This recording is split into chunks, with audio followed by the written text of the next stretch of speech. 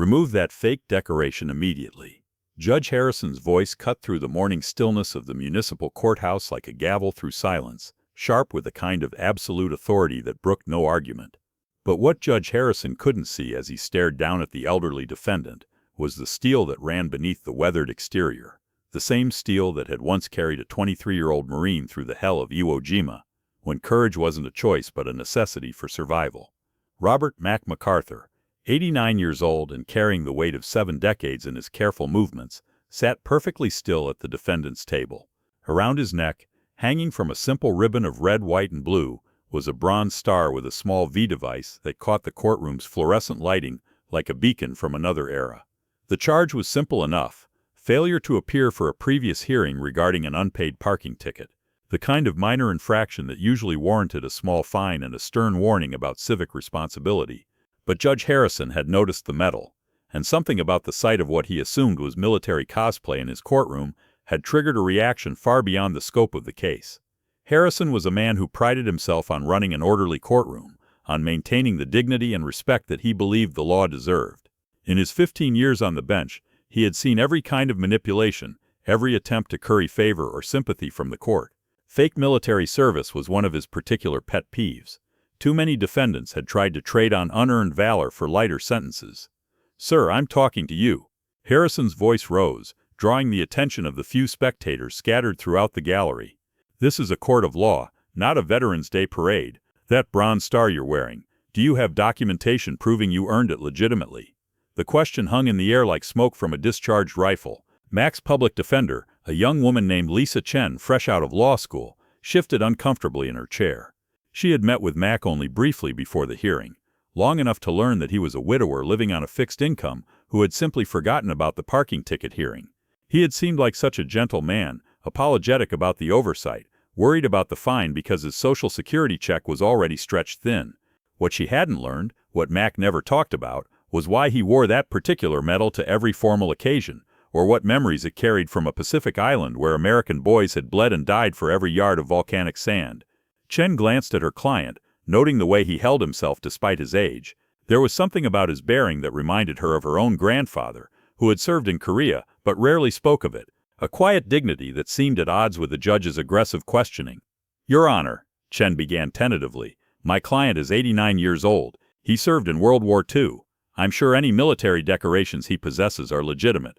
"Assumption isn't evidence, Counselor," Harrison snapped, his eyes never leaving Mac. "Do you know how many fake veterans we see in this system? How many people buy military medals on eBay and wear them to court thinking it will earn them sympathy?" The accusation struck the courtroom like a physical blow. Several people in the gallery, including a few who looked old enough to be veterans themselves, shifted uncomfortably in their seats. The morning had started as routine court business, but the atmosphere was rapidly becoming charged with tension. Mac remained silent, his pale blue eyes fixed on the judge. Those eyes had seen things that Harrison couldn't imagine: the orange flash of muzzle fire in the pre-dawn darkness, the faces of young Marines who had died far from home, the terrible weight of survival when so many others hadn't been as fortunate. Judge Harrison leaned forward in his chair, his black robes making him appear larger and more imposing against the backdrop of the American flag. His voice carried the weight of 15 years on the bench, 15 years of dealing with what he saw as society's endless parade of excuses and fabrications. The courtroom's atmosphere had shifted from routine morning business to something approaching a tribunal. The fluorescent lights seemed harsher, the wooden benches more unforgiving. Even the American flag hanging behind the judge's bench appeared to cast judgment on the scene unfolding below. "Mr. MacArthur, I'm going to ask you directly," Harrison continued, his voice rising with each word. "Did you serve in combat? Did you earn that bronze star through legitimate military action? Or is this another case of stolen valor designed to manipulate this court's sympathy?" The term stolen valor hit the courtroom like a slap. It was a serious accusation, one that carried federal criminal penalties, and the kind of social stigma that could destroy a man's reputation overnight. Harrison was essentially accusing Mac of not just lying, but of dishonoring every veteran who had ever legitimately earned military recognition. Mac looked up at the judge, his pale blue eyes holding depths that spoke of things witnessed and endured that no courtroom drama could match. His hands, gnarled with arthritis but still steady, rested calmly in his lap. He had faced enemy fire that could cut a man in half, had seen friends die beside him in ways that still visited his dreams, had carried wounded Marines to safety under impossible circumstances, while his own blood seeped into the volcanic sand. A parking ticket hearing seemed almost surreal by comparison. "I served, Your Honor," Mac said quietly, his voice carrying the slight rasp of advanced age. "Pacific Theater, 1944 to 1945. "That's convenient," Harrison replied, his tone dripping with skepticism. "World War II, far enough back that records might be hard to verify, witnesses might be dead, evidence might be lost. Very convenient indeed." The judge's cynicism was palpable, filling the courtroom like a toxic fog. Lisa Chen felt her heart racing as she watched her client being subjected to this assault on his character and service. She had handled traffic cases before, minor infractions and parking violations, but nothing that had escalated into what appeared to be a personal vendetta from the bench. "Tell me, what unit did you serve with? What battles? What specific action earned you that Bronze Star?" Harrison's questions came rapid fire, prosecutorial in nature. "And don't give me some vague answer about doing your duty or serving your country. I want specifics, dates, locations, commanding officers." Harrison had tried too many cases involving people who claimed military service they had never rendered, who wore uniforms they had never earned the right to wear. In his mind, Mac was just another elderly man trading on false valor for courtroom sympathy, another con artist using America's respect for veterans to manipulate the system. The judge's assumption was based on experience, but it was also colored by prejudice.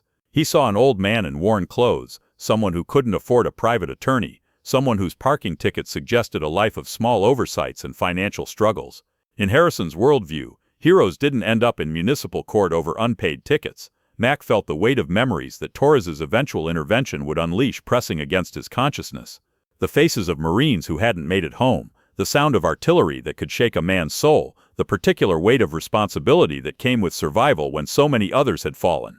"3rd Battalion, 5th Marine Regiment," Mac replied, his voice growing stronger with each word. "Iwo Jima, February 19th through March 16th, 1945. "Anyone can look up unit designations online," Harrison dismissed with a wave of his hand. Judge Harrison's dismissal of Mac's service details sent a wave of discomfort through the courtroom. The few spectators present, mostly people waiting for their own cases to be called, began to sense that they were witnessing something beyond routine court business. This was becoming personal, vindictive, and deeply uncomfortable to watch. "What I want to know," Harrison continued, his voice taking on the tone of a prosecutor cross-examining a hostile witness, "is whether you're willing to remove that medal and admit that wearing unearned military decorations to influence a court proceeding is fraudulent." The demand hung in the morning air like the scent of cordite after a firefight. Mac's fingers unconsciously moved to the ribbon around his neck, touching the medal that had been placed there by a Marine colonel whose hands had shaken with exhaustion and grief. The ceremony, if it could be called that, had been held in a bombed-out Japanese bunker, while the sounds of distant artillery still echoed across the island. He remembered the colonel's words, spoken in a voice hoarse, from shouting orders over the din of battle. "You boys earned this the hard way. Don't let anybody ever tell you different." 6 Marines had been recommended for the Bronze Star that day. Only 3 had lived to receive it. "Your Honor," Lisa Chen interjected, rising from her seat with visible nervousness. "With respect, this is highly irregular. My client is here for a parking ticket violation, not a military records hearing. His service record has no bearing on the case at hand." Chen's law school training had covered courtroom procedure and defendant rights, but nothing had prepared her for a judge who seemed more interested in prosecuting military service than adjudicating a traffic matter. She could feel her client's discomfort beside her, though he remained remarkably composed under the assault. "Sit down, counselor," Harrison snapped, his patience clearly exhausted. "When I see what appears to be stolen valor in my courtroom, I have both the right and the responsibility to address it. Too many real veterans have died for their country to let fraudulent claims slide by." The irony of his words was lost on everyone except Mac, who had indeed seen too many real veterans die for their country. He had carried some of them to aid stations that were nothing more than shell craters in the volcanic sand. He had closed the eyes of boys who would never see home again, who would never grow old enough to sit in courtrooms being accused of fraud. In the back of the courtroom, a man in his 50s wearing a worn leather jacket looked up from his newspaper. David Torres had been waiting for his own case to be called, a simple traffic violation, but something about the exchange had caught his attention. He studied the elderly defendant more carefully, noting something familiar about the set of his shoulders, the way he held himself despite his age, and the judge's aggressive questioning. Torres was a retired Army sergeant who had spent 20 years learning to recognize the bearing of men who had seen real combat. There was something about Mac's stillness, his refusal to be intimidated, his quiet dignity in the face of public humiliation that reminded Torres of his own grandfather, another Marine who had served in the Pacific and never talked much about what he had seen there. "I'll give you one more opportunity, Mr. MacArthur," Judge Harrison said, his patience clearly exhausted. "Remove that bronze star, or I'll hold you in contempt of court. This isn't a game. Wearing fraudulent military decorations is a federal offense under the Stolen Valor Act." The threat carried real weight. Contempt of court could mean jail time, and federal charges related to stolen valor could result in fines and imprisonment. Harrison was essentially threatening to destroy an elderly man's life over what he assumed was a lie. The threat of contempt charges and federal prosecution hung over the courtroom like a storm cloud. Mac's public defender, Lisa Chen, felt her pulse quicken as she realized the situation was spiraling far beyond a simple parking ticket hearing. Her client, this quiet elderly man who had seemed so gentle during their brief consultation, was now facing the possibility of jail time and federal charges based on a judge's assumptions about his military service. "Bailiff," Judge Harrison called, gesturing to the court officer standing near the wall. "I want that medal removed and placed into evidence. If Mr. MacArthur refuses to comply, he can spend the night in county lockup thinking about the consequences of fraud." Officer Rodriguez, the bailiff, was a middle-aged man who had served 4 years in the Navy before joining the courthouse security staff. He approached the defendant's table with obvious reluctance, his hand resting uncomfortably on his duty belt. He could see something in the old man's eyes that made him pause, not defiance but something deeper, the look of someone being asked to surrender something sacred. Rodriguez had seen enough military personnel during his Navy service to recognize the difference between genuine veterans and those who pretended to be. Something about Mac's bearing, his calm composure under pressure, his obvious reluctance to make a scene or draw attention to himself, felt authentic in a way that the bailiff couldn't quite articulate. "Sir," Rodriguez said quietly, his voice barely carrying beyond the defendant's table, "Judge's orders, I need you to remove the medal." Mac looked up at the bailiff, seeing in his face the same reluctant duty that Mac had once carried across a Pacific battlefield. The understanding that sometimes you had to follow orders, even when every fiber of your being told you they were wrong. He had followed orders that sent him crawling through enemy fire, that put him in positions where survival was measured in seconds and inches. "I understand, son," Mac said simply, his voice carrying the weight of decades of military discipline. But his hands didn't move toward the ribbon. The bronze star remained around his neck, catching the courtroom lights like a small beacon of defiance. Judge Harrison's face flushed with anger at what he perceived as continued insubordination. "Mr. MacArthur, you are now in contempt of court. Bailiff, remove that decoration by force if necessary. I will not have my courtroom turned into a stage for stolen valor theatrics." The words echoed through the courtroom like gunfire. The few spectators shifted uncomfortably, sensing that they were witnessing something that would have consequences far beyond this morning's docket. Lisa Chen felt her hands trembling as she prepared to object, though she wasn't sure on what grounds. In the back row of the gallery, David Torres had pulled out his smartphone and was typing quietly, searching for information he hoped wouldn't exist. But military records, even old ones, sometimes survived in digital archives. If the old man was telling the truth about his service, Torres entered Robert MacArthur and 3rd Battalion 5th Marines into the search engine, his fingers moving with practiced efficiency. He had learned during his own military service how to verify claims and credentials, how to separate authentic veterans from those who appropriated military service for personal gain. The search results loaded slowly, but when they appeared, Torres felt his blood run cold. There, in digitized military records maintained by the National Archives, was documentation that made the judge's accusations not just wrong, but deeply offensive. "Your Honor," Torres called out, his voice carrying the authority of 2 decades in the Army. "You need to stop this immediately." Judge Harrison whirled to face the interruption, his anger now directed at this new target. "Sir, you will sit down or be removed from my courtroom. I will not tolerate disruptions to these proceedings." But Torres was already on his feet, his phone in his hand, the evidence that would change everything glowing on the screen. David Torres stood in the back of the courtroom, his phone displaying information that had transformed his understanding of what he was witnessing. His 20 years of military service had taught him to respect the chain of command and proper procedure. But they had also taught him that sometimes you had to speak up when you witnessed an injustice. Robert MacArthur, 3rd Battalion, 5th Marine Regiment.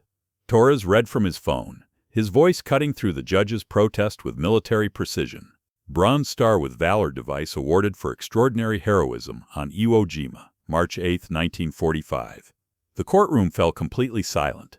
Even Judge Harrison stopped mid-sentence, his face cycling through expressions of disbelief and growing concern. Lisa Chen felt her heart skip as she realized that her client, this humble old man worried about a parking ticket fine, was apparently a legitimate war hero. Torres continued reading, his voice growing stronger and more angry with each word. Citation reads, Corporal MacArthur distinguished himself by heroic actions when his squad came under heavy enemy fire from a fortified Japanese position. Despite being wounded by grenade fragments in his left shoulder and leg, Corporal MacArthur single-handedly assaulted the enemy position with rifle and grenades, neutralizing the threat and allowing his squad to advance and complete their mission. The details painted a picture of combat heroism that belonged in military history books, not in a municipal courtroom where an old man was being accused of fraud. Mac himself seemed to shrink in his chair, not from shame but from the weight of memories that Torres's reading had unleashed. Your Honor, this man earned that medal crawling through enemy fire to save his fellow Marines, Torres said, his voice now carrying both anger and reverence. And you just accused him of fraud over a parking ticket. Judge Harrison sat frozen behind his bench, his face pale with the dawning realization of what he had done. 15 years of judicial experience had not prepared him for this moment, the crushing understanding that he had publicly humiliated a genuine American war hero based on assumptions and prejudice. There's more, Torres continued, scrolling through the military records on his phone. The citation continues. Corporal MacArthur's actions resulted in the elimination of an enemy strongpoint that had pinned down 2 Marine companies for over 6 hours. His courage under fire directly saved the lives of dozens of American servicemen and allowed the battalion to continue its advance toward Mount Suribachi. Mount Suribachi, the volcanic peak where the famous flag-raising photograph had been taken, the symbol of American victory on Iwo Jima. Mac had been part of that legendary battle, had shed his blood on those volcanic sands, alongside Marines whose names were now carved into memorials across the country. Furthermore, Torres continued, his voice carrying throughout the now silent courtroom, the record shows that Corporal MacArthur was also awarded the Purple Heart for wounds received in action. He served 287 days in combat conditions and participated in one of the bloodiest battles in Marine Corps history. The numbers told their own story. Nearly 10 months in combat zones, fighting an enemy that preferred death to surrender on terrain that offered no mercy to the wounded or the weak. Mac had been barely 23 years old, leading men who were even younger into battles where survival was measured in heartbeats and inches. Judge Harrison finally found his voice, though it came out as barely a whisper. This can't be accurate. It is, Torres said firmly, holding up his phone so the court could see the official military database displaying Mac's service record. And there's something else you should know, Your Honor. According to the Courthouse Volunteer Coordinator's website, this man has been coming here for the past 5 years, reading to children in the Family Services waiting room. Every Tuesday and Thursday, without fail. The revelation hit the courtroom like a physical force. Judge Harrison slowly removed his glasses and set them on his bench, his hands shaking slightly. 15 years of judicial experience had not prepared him for this moment. The crushing realization that he had publicly humiliated a genuine American war hero over a parking ticket. Mr. MacArthur, Harrison began, his voice barely audible. He cleared his throat and tried again. Mr. MacArthur, I owe you an apology that words cannot adequately express. Mac looked up at the judge, his blue eyes holding no anger, only a deep sadness that seemed to encompass more than just this moment. Your Honor, you didn't know, he said simply. That's no excuse, Harrison replied, his professional composure completely shattered. I should have handled this differently. I should have given you the respect you deserved. David Torres remained standing in the gallery, his phone now lowered but the military record still burned into his memory. Your Honor, with respect, this man represents everything that's right about our country. While other Marines his age were going to college or starting families, he was crawling through enemy fire to save his brothers. Lisa Chen placed a gentle hand on her client's shoulder, feeling the weight of history in that simple gesture. Mr. MacArthur, why didn't you tell me about your service record? I could have presented it to the court. Mac was quiet for a long moment, his gnarled fingers still resting near the Bronze Star. Because it wasn't relevant to a parking ticket, he said finally. And because the men who didn't come home from Iwo Jima, they don't get to have their day in court. I do. The profound humility of his response sent a wave of emotion through the courtroom. Several people in the gallery wiped their eyes, including a young mother who had brought her children for their own hearing and was now seeing a living lesson in character and service. Judge Harrison stood up slowly, his black robe suddenly feeling like a costume rather than a symbol of authority. "Mr. MacArthur, not only are all charges against you dismissed, but this court owes you a debt of gratitude that can never be repaid." He paused, looking around the courtroom at the faces watching this unprecedented moment. "Furthermore, I want to formally apologize on behalf of this court system for the treatment you received here today. It was inexcusable." Mac's response to his attorney's question came slowly, each word weighted with the careful consideration of a man who had spent decades learning when to speak and when to remain silent. His voice, though aged, carried the same steady strength that had once calmed frightened Marines under enemy fire. "Because it wasn't relevant to a parking ticket, counselor," he said finally, his pale blue eyes moving around the courtroom. "And because the men who didn't come home from Iwo Jima, they don't get to have their day in court. They don't get to defend themselves against accusations or receive apologies when people get things wrong. I do." The profound humility of his response sent a wave of emotion through the courtroom. Several people in the gallery, including a young mother who had brought her children for their own hearing, wiped their eyes, recognizing that they were witnessing a master class in grace under pressure and the kind of character that had helped win a world war. Judge Harrison stood up slowly, his black robe suddenly feeling more like a costume than a symbol of authority. The weight of his judicial position, which had seemed so important moments earlier when he was exercising it to humiliate an elderly veteran, now felt almost meaningless in the face of genuine heroism and dignity. "Mr. MacArthur," Harrison said, his voice carrying a respect that had been entirely absent from his earlier pronouncements, "not only are all charges against you dismissed, but this court owes you a debt of gratitude that can never be repaid." The dismissal was automatic, almost anticlimactic given the magnitude of what had transpired. But Harrison wasn't finished. He looked around the courtroom at the faces watching this unprecedented moment: court staff, spectators, his bailiff who still stood near the defendant's table with obvious discomfort at what he had almost been forced to do. Furthermore, Harrison continued, his voice growing stronger as he worked to find some way to make amends, "I want to formally apologize on behalf of this court system for the treatment you received here today. It was inexcusable, and I take full responsibility for allowing my prejudices and assumptions to override my duty to treat all defendants with respect." As Judge Harrison's apology echoed through the courtroom, something unexpected began to happen. Officer Rodriguez, the bailiff who had been ordered to remove Mac's medal, stepped forward and came to rigid attention. Without a word, he raised his right hand in a sharp, precise military salute, the kind of salute that conveyed not just respect but reverence for a fellow warrior who had earned his place in history. The gesture sent a ripple through the courtroom, like a stone thrown into still water. David Torres immediately stood straighter and saluted as well, his 20 years of Army service compelling him to render proper honors to a Marine who had earned them in combat. Within moments, 3 other veterans in the gallery, men who had been waiting for their own cases to be called, rose from their seats and saluted the elderly Marine.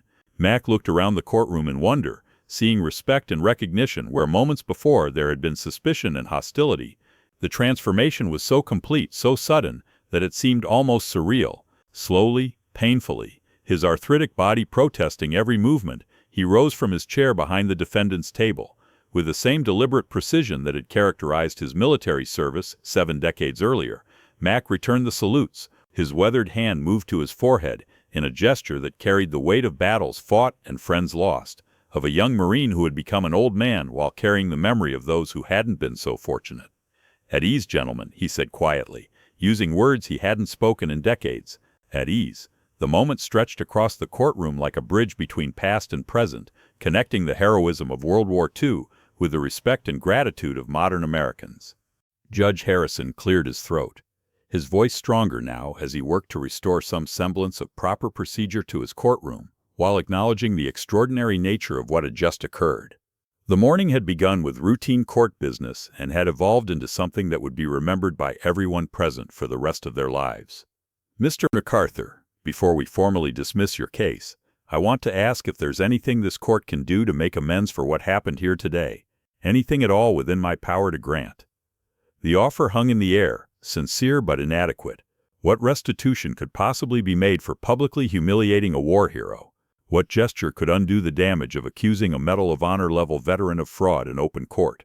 Harrison knew that his career would be forever marked by this morning's events, but his primary concern now was finding some way to honor the man he had so grievously wronged.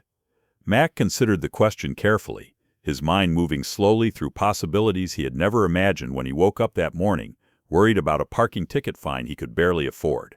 Around him, the courtroom waited in respectful silence as he formulated his response. "Your Honor, if I may," Mac began, his voice carrying the measured tone of someone accustomed to thinking before speaking.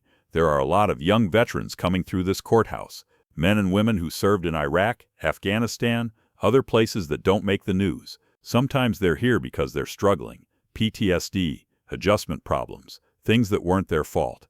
He paused, gathering his thoughts while the courtroom listened with rapt attention. This was not the kind of request anyone had expected from a man who had just been publicly vindicated after egregious treatment. Maybe this court could remember that service members aren't always perfect, Mac continued, that sometimes they need understanding more than punishment, that the uniform, or the memories of wearing one, can be both a blessing and a burden. The request was so modest, so focused on helping others rather than seeking redress for himself, that several people in the courtroom had to look away to compose themselves. Here was a man who had just endured public humiliation, who could have demanded resignations or apologies or financial compensation, asking instead for compassion toward other veterans who might face similar situations.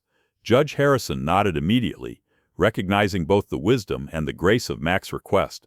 "Consider it done," he said without hesitation. "I'll personally ensure that all court personnel receive comprehensive training on veteran issues and military service recognition. We'll establish protocols to identify veterans early in proceedings and connect them with appropriate resources."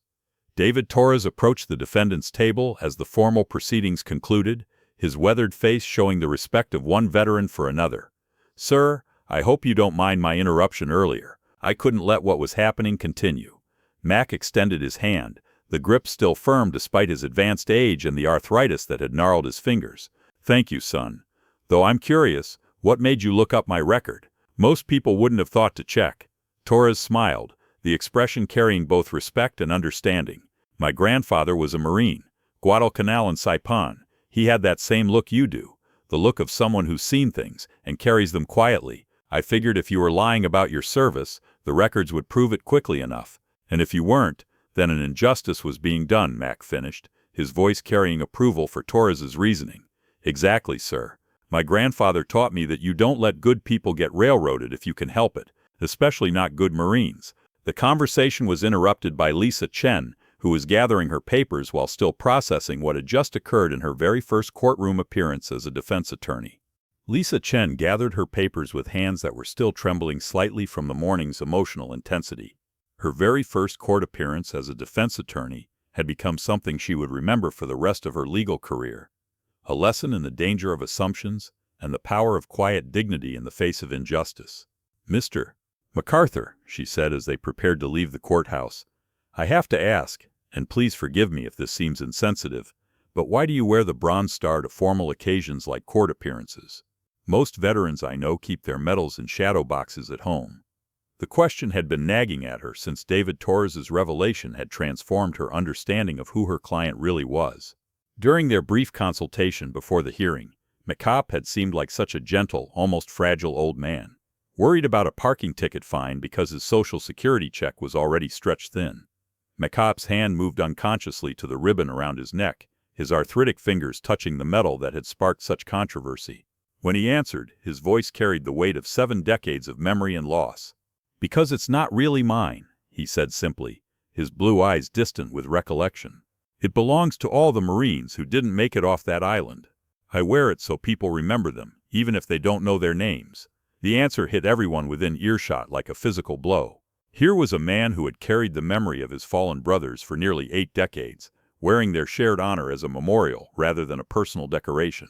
The bronze star around his neck wasn't a symbol of his own heroism, but a tribute to friends whose names were carved into black granite in Washington, D.C., while he had lived to be almost 90 years old. David Torres felt his throat tighten with emotion. His own military service had been during peacetime, administrative and technical roles that had never put him in harm's way. But he understood brotherhood, understood the weight that survivors carried when their friends didn't make it home. Judge Harrison approached the defendant's table, having removed his judicial robes and looking more like a humbled man than an authority figure. The transformation was complete, from arrogant judge to someone seeking redemption for a terrible mistake. "Mr. MacArthur," Harrison said, his voice carrying genuine humility, "I want to personally invite you to speak to our courthouse staff about your experience, both your military service and what happened here today. We need to do better, and I think your perspective could help us understand how to treat veterans with the respect they deserve." Mac nodded thoughtfully, considering the request. "Your Honor, I'd be honored to help, but I'd like to bring some other veterans with me, younger ones who can speak to more recent experiences. This isn't just about World War II or old Marines like me. There are men and women coming home from Iraq and Afghanistan who face different challenges but deserve the same respect." "Of course," Harrison agreed immediately. "Whatever you think would be most helpful. I want this courthouse to become a model for how the justice system should treat veterans." As the courtroom began to empty, Mac remained seated for a moment, his eyes distant with memory. Torres noticed and lingered nearby, recognizing the look of someone processing emotions that had been stirred by unexpected events. "You okay, sir?" Torres asked quietly. Mac looked up with a slight smile, the first genuine expression of happiness he had shown all morning. "Just thinking about some boys who would have gotten a kick out of seeing a judge apologize to a Marine. They had good senses of humor, most of them, would have found the whole thing pretty amusing." The comment carried both sadness and affection, the complex emotions of a survivor who had learned to find joy in memories while carrying the weight of loss. 3 months after that transformative morning in Judge Harrison's courtroom, the municipal courthouse had been quietly revolutionized. A small memorial wall now honored local veterans in the main lobby, including a photograph of Mac in his Marine dress blues from 1945, his young face serious and determined beneath his military cap. But the photograph was just a symbol of more fundamental changes that had taken root throughout the building. Judge Harrison had been true to his word, implementing what became known as the MacArthur Protocol, a comprehensive system ensuring that any veteran appearing before the court received appropriate recognition, and when necessary, connection to support services rather than purely punitive measures. Court staff had received extensive training on military culture, veteran affairs, and the importance of treating service members with dignity regardless of the charges they faced. The protocol had already shown remarkable results. Veterans who previously might have been processed through the system without consideration of their service-related challenges were now being connected with counseling services, job training programs, and other resources that addressed root causes rather than just symptoms. Recidivism rates had dropped, and several success stories were already emerging from what had once been a purely punitive system. Mac had continued his volunteer work, both at the courthouse and at the VA hospital across town. He had become something of a local celebrity following news coverage of the courtroom incident, though he deflected attention whenever possible. His Tuesday and Thursday reading sessions in the courthouse family services